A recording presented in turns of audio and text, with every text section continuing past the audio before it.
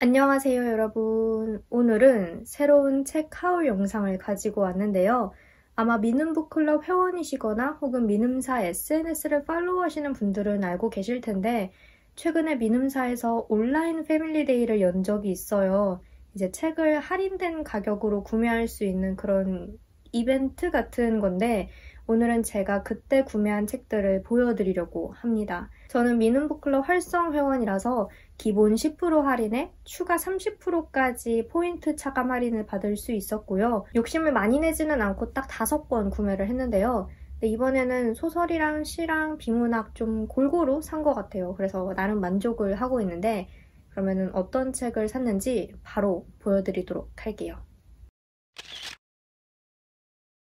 우선은 역시 미눔사의 어떤 시그니처 혹은 대표 시리즈라고 할 수 있는 세계문학 전집부터 보도록 할게요. 세계문학 전집에서는 이번에 총 2권을 구매를 했고 우선은 이 책, 오스카 와일드 작가의 오스카 와일드 작품선을 구매했습니다.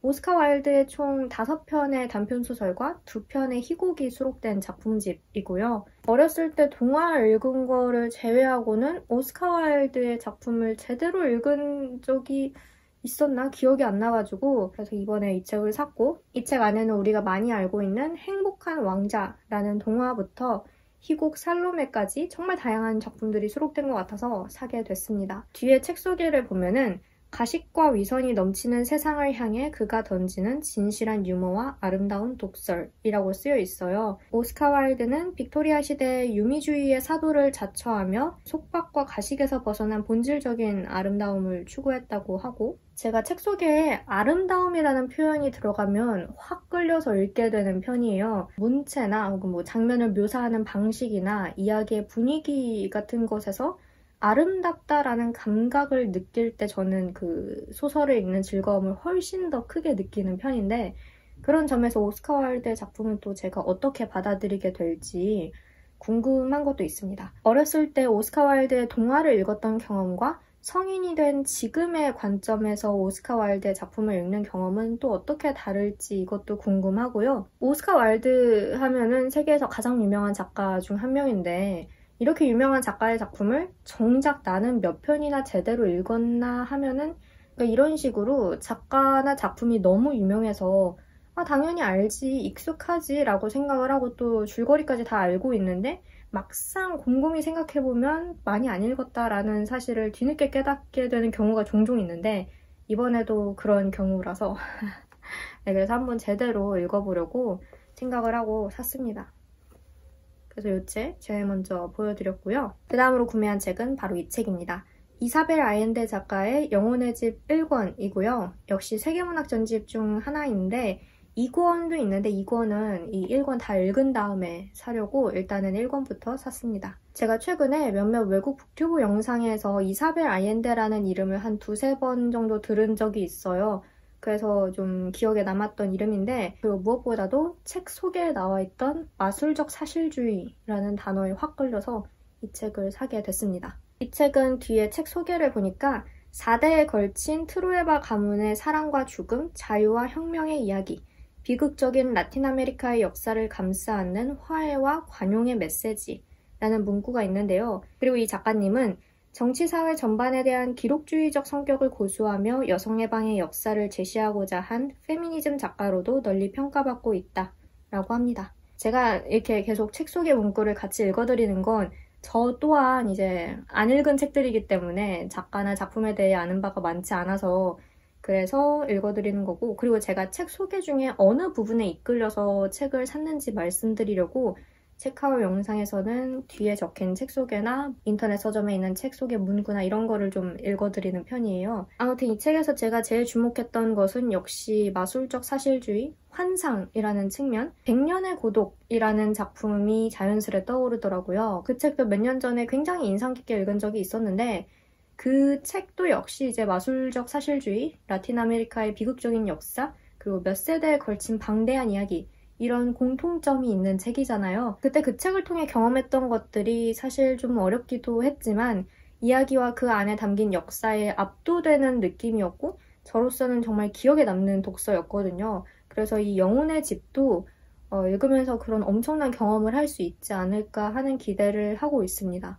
책 소개도 너무나 흥미롭고 근데 여담이지만 이 영혼의 집이라는 제목이 자꾸 저는 인형의 집이랑 헷갈려서, 그러니까 헷갈린다기보다 무의식 중에 자꾸 인형의 집이라고 말을 하게 될 것 같더라고요. 인형의 집이라는 그 말이 너무 입에 익다 보니까 자꾸 둘이 막 혼동해서 얘기를 하는데 이 영상에서는 잘 말씀드렸기를 바라며 그리고 또 여담이지만 이사벨 아옌데라는 작가님 성함도 너무 멋있는 것 같아요.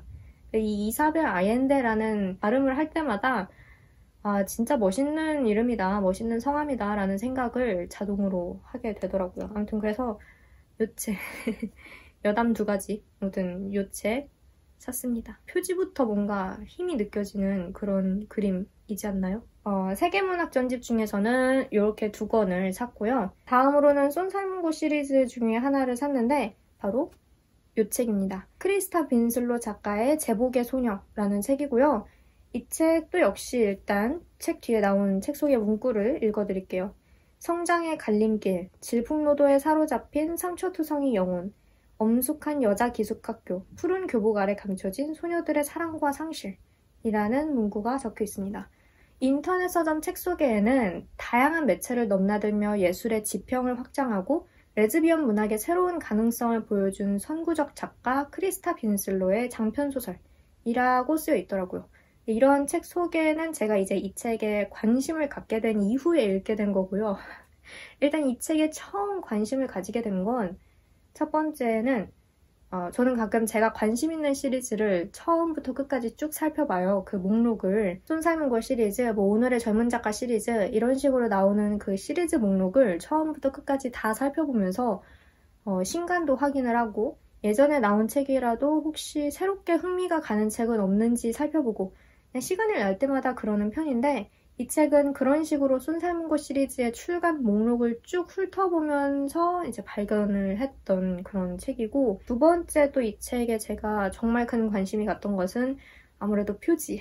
파란색과 보라색의 중간쯤 되는 이 색감도 너무 좋고 이 일러스트도 확 눈길이 가는 그런 스타일이었고, 그래서 이 표지가 정말 강렬하게 다가와서 이 책은 어떤 책인가 하고서 좀 살펴보게 된 그런 책입니다. 그리고 이야기적인 측면에서 보자면은 제가 이 작가님에 대해서 아는 사실이 많지는 않지만 일단 저는 학교에 관한 이야기에 좀 관심이 많은 편이에요. 학교라는 그 배경 자체, 그 공간 자체, 그리고 그 안에서 적용되는 어떤 규칙, 생활 방식 이런 것들이 저에게는 소설적으로 굉장히 흥미롭게 다가오는데 어떻게 보면 다른 집단과는 구별되는 학교만의 독특한 특성도 있는 것 같고 이 책이 딱 배경이 학교라고 하잖아요. 물론 우리가 아는 그런 한국의 학교와는 많이 다르겠습니다만 그래도 여전히 학교라는 공간이 주는 어떤 그 느낌이 저에게는 흥미롭게 다가와서 그래서 사게 됐습니다. 그리고 쏜살문고 책의 저는 이 물성 자체도 너무나 사랑해요. 뭔가 이렇게 딱 책을 손에 쥐었을 때 너무 좋아. 너무 좋아 이 느낌이. 그래서 네, 표지 디자인도 그렇고 해서 너무나 기대를 많이 하고 있습니다. 얼른 읽어보고 싶고 그래요. 얼른 읽어보고 싶은 책. 다음으로 산 책은 이 책입니다. 피천득 시인의 창밖은 5월인데 라는 시집이고요. 제가 시집을 샀습니다, 여러분. 저는 이전에도 말씀드렸지만 시를 좀 어려워하는 편이에요. 그래서 더 읽고 싶어도 많이 읽지 못한다는 게 늘 아쉬운 부분이었는데 이번에는 특별히 시집을 샀습니다. 이 책은 피천득 시인의 유일한 창작 시집이라고 하는데요. 책 소개에 따르면 피천득 문학의 핵심 사상이라고 할 수 있는 생명이라는 그 표현이 있더라고요. 그에 맞게 제목 역시 어떤 파릇파릇한 자연의 이미지 혹은 그런 생명력이 느껴지는 그런 제목이 아닌가 싶고 저는 이전에 피천득 시인이 쓰신 인연이라는 수필집을 읽은 적이 있는데요. 개인적으로 참 많이 좋아하는 수필집입니다. 읽으면 마음이 차분해지기도 하고 또 어떤 독특한 색감 같은 게 느껴지는 글이기도 해요. 진주빛 같기도 하고 개인적인 감상이지만 그리고 오묘한 빛이 도는 자개의 빛깔도 나고 그런 느낌 때문에 너무나 좋아하는 수필집이고 그리고 또 맑은 마음이 느껴지는 글이라서 제가 두고두고 좀 찾아서 읽는 그런 책인데 이 시집 안에도 그런 마음이 잘 담겨있지 않을까 하는 그런 생각을 하고 있습니다. 이 책 뒤에 이제 마음속에 어린이를 품고 있는 어른들을 위한 짧은 시라는 구절이 적혀 있거든요. 제가 알기로는 피천득 시인의 호도 금화라고 해서 이 아이 아자가 들어가는 걸로 알고 있어요. 그래서 어떤 아이의 마음이라는 것에 대해서도 생각을 하게 되고, 제목은 창밖은 5월인데이지만 저는 이번 겨울 안에 읽으려고 생각을 하고 있습니다. 제가 예전에 읽었던 수필집을 떠올리면 항상 그런 이미지도 떠올라요. 그러니까 여러 가지 이미지들이 떠오르는데 그 중에 하나 기억에 남는 게 좀 겨울날 아침에 이제 딱 창문을 열었을 때 너무나 춥지만 또 동시에 몸 안을 이렇게 깨끗하게 씻어내는 듯한 깨끗하고 맑은 공기가 훅 들어올 때 그런 느낌? 어떤 건지 대충 짐작이 가시리라 생각을 해요. 아무튼 그런 느낌을 이 시집 안에서도 느낄 수 있지 않을까 기대를 하고 있습니다. 아무튼 그래서 아주 드물게 제 영상에서 등장하는 시집 중에 하나가 된 얘는 순사문고 시리즈 같이 생겼는데 아마 단행본 카테고리에서 제가 샀을 거예요. 그래서 이 책도 같이 보여드렸고요. 마지막으로 산 책은 이 책입니다. 인문교양 분야의 책인데 매슈 배틀스 작가의 흔적을 남기는 글쓰기라는 책이고 반비에서 나온 책입니다. 부제는 쐐기문자에서 컴퓨터 코드까지 글쓰기의 진화라고 나와 있고, 구체적으로는 인류의 역사에서 글쓰기는 어떻게 변화해왔고 또 인간의 정신에 글쓰기라는 행위가 어떤 영향을 주었는지, 그러니까 어떤 변화를 이끌어냈는지 이런 것들을 알아보는 책인 거죠. 사실 글쓰기에 관심이 있는 독자라면 이미 소개만 듣고도 자동적으로 장바구니에 책을 넣게 될 그런 책이 아닌가 하는 생각이 드는데, 인간의 활동이 대부분 그렇지만 글쓰기는 정말 시대에 따라서 다양한 매체들을 다 겪어왔고 작업 방식의 변화가 가장 뚜렷하게 드러나는 행위가 아닌가 싶어요. 맨 처음에는 자연물에 기록을 하고 종이를 발명하고 디지털 매체가 등장하고 또 문자도 시대에 따라서 정말 많이 변화를 해왔고, 기술 발전의 역사 혹은 인류의 정신적, 신체적 변화와 함께한 그런 활동인데, 그런 거를 생각하면 글쓰기라는 것이 참 신기하게 느껴지는 게 있죠. 아득한 역사와 무한한 가능성을 동시에 지닌 그런 행위니까 이 책을 읽으면서 글쓰기라는 그 행위 자체의 역사에 대해서 많은 것을 배울 수 있지 않을까 하는 생각을 하고 있습니다. 그리고 인터넷 서점 책 소개에 배틀스는 한자가 서양 시야에 미친 영향, 필사행위가 만들어낸 공동체 의식, 인쇄술의 발전이 독서하는 뇌에 가져온 변화 등의 다양한 사례를 가로지른다 라고 쓰여 있었어요. 살 수밖에 없겠죠? 쐐기문자에서 컴퓨터 코드로 오기까지 인류와 글쓰기에게는 도대체 무슨 일이 있었나? 이 책은 진짜 너무 재밌을 것 같아. 안 읽어봤지만 그냥 뭔가 책 소개만으로도 흥미로운 책 있잖아요. 그래서 너무나 기대가 되는 그런 책입니다.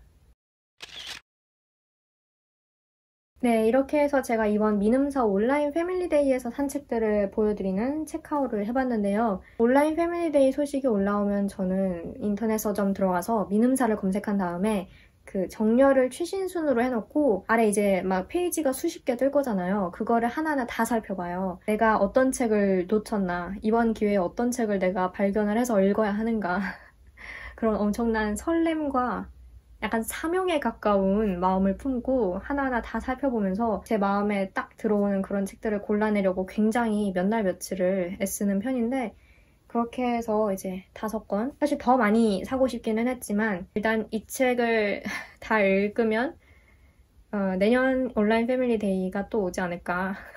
포인트 차감까지 해서 알차게 쇼핑을 하고 와서 저는 진짜 마음이 풍족하고요. 네, 오늘 보여드린 책들도 부지런히 읽고 추후에 영상에서 또 소개할 수 있으면 당연히 소개할 예정이고요. 그럼 저는 여기서 이만 영상을 마치도록 하겠습니다. 다들 책과 함께 아주 마음 풍요로운 연말을 보내시길 바라고요. 저는 다음 영상에서 또 뵙도록 하겠습니다. 다음 영상에서 봬요. 바이.